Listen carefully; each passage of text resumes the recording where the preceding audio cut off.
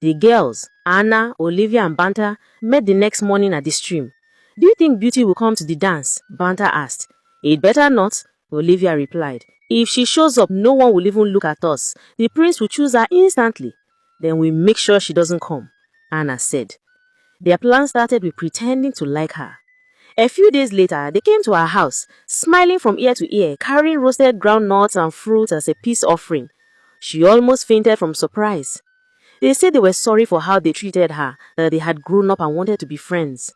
Her mother, Nne, didn't believe it for 1 second. She pulled her daughter aside that evening and said, "Ogma, be careful. Snakes don't change. They just shed skin." But Beauty's heart was tired of loneliness. She wanted to believe people could change. The girl started visiting almost every day. They'd laugh with her, braid her hair, and compliment her dance steps. She began to trust them again, even though something in Une's eyes said she shouldn't.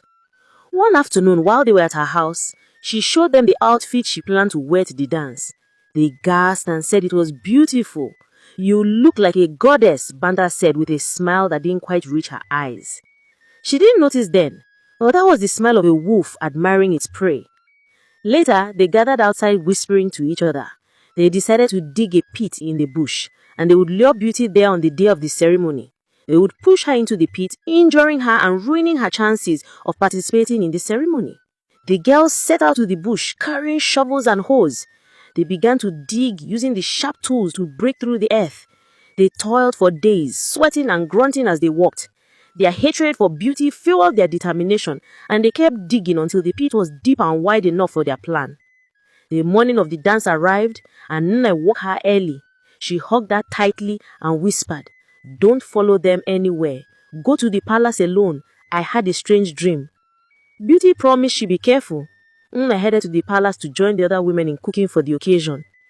A few hours later, she saw the girls walking towards their compound, all dressed in bright colors, looking like flowers in full bloom. "Beauty," Olivia called, "we came to go with you. Let's take a shortcut through the bush. We don't want anyone seeing our clothes before we reach the palace." She hesitated, but my mother said, Don't tell me you're still listening to that old woman's superstitions," Anna interrupted, rolling her eyes. "We're all friends now, aren't we?" Beauty smiled weakly. Her heart said, "Don't go," but her mind said they've changed.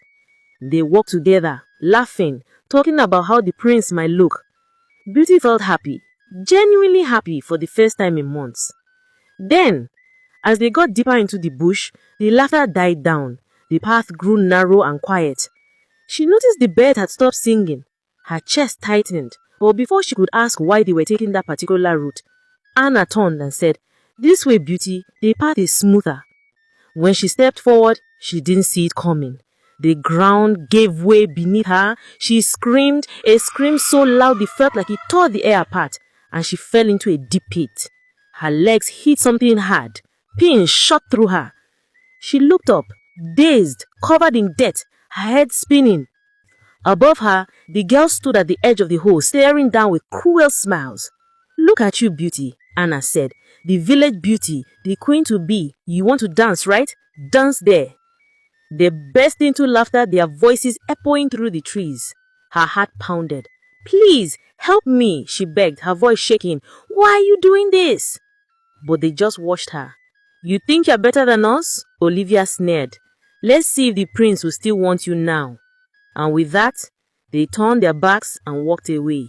She screamed until her voice cracked, clawing at the walls of the pit, but it was too deep. The sky slowly dimmed as the sun began to set, and she was left there, broken, shivering, surrounded by darkness. And that was when it hit her. She was trapped, and no one was coming to save her. And she knew she was in serious trouble.